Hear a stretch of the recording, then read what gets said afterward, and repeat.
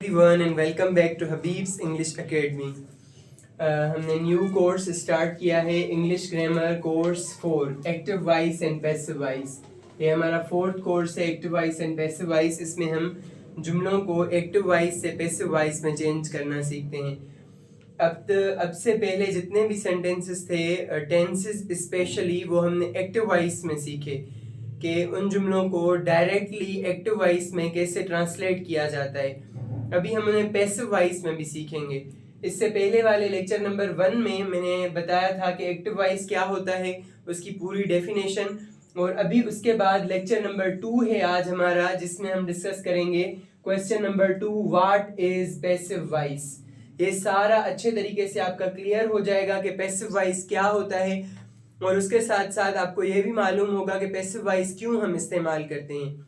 पहले मैं ये क्लियर कर लूँ कि एक्टिव वॉइस तब इस्तेमाल होता है जब सब्जेक्ट इंपॉर्टेंट होता है और सब्जेक्ट को हम क्लियरली एज फर्स्ट रखते हैं। मिसाल के तौर पर मैं पानी पीता हूँ, अगर हम इसके ऑब्जेक्ट को सब्जेक्ट के तौर पर रखें और मैं पानी पीता हूँ जुमले में जो ऑब्जेक्ट है वो सब्जेक्ट की जगह पर आ जाए और सब्जेक्ट खुद काम नहीं करे पर पानी पर काम हो, तो उसे हम कहते हैं पैसिव वॉइस। इसकी डेफिनेशन है जो याद करने की है और समझने की भी है importantly. Passive voice is a grammatical construction where the subject of a sentence is the recipient of the action rather than the doer. इस डेफिनेशन से बिल्कुल क्लियर और वाजे हो जाता है कि पैसिव वॉइस क्या होता है।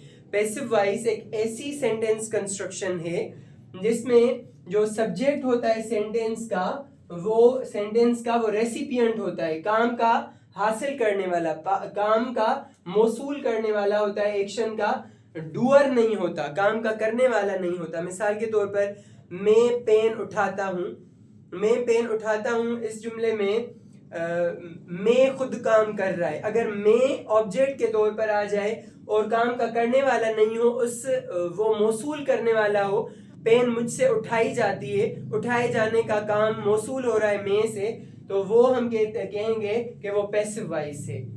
ठीक है, इसको उर्दू में क्या कहते हैं? फ़ेल मजहूल। सवाल फ़ेल मजहूल क्या है?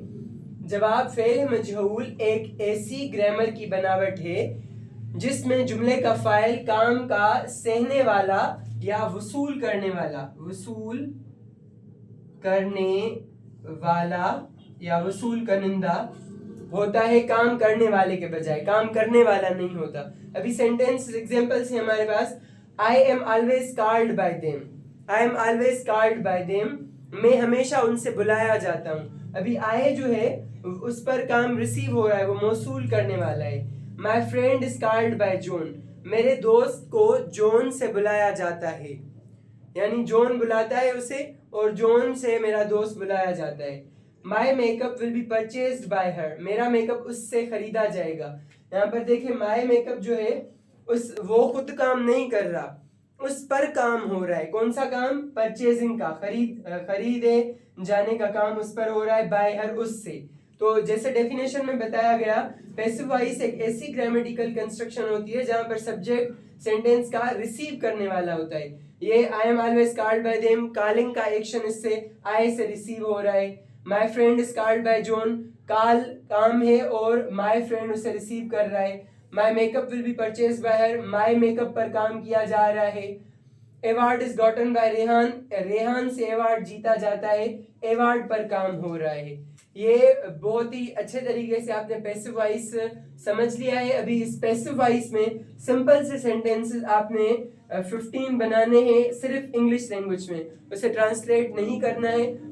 और इसी तरह से आपने मुख्तलिफ टेंसेस में जिसमें भी आए, कैन में, कुड में, यूजेज एंड मॉडल्स में आप इस्तेमाल कर सकते हैं और इस्तेमाल करने हैं। Thank you so much.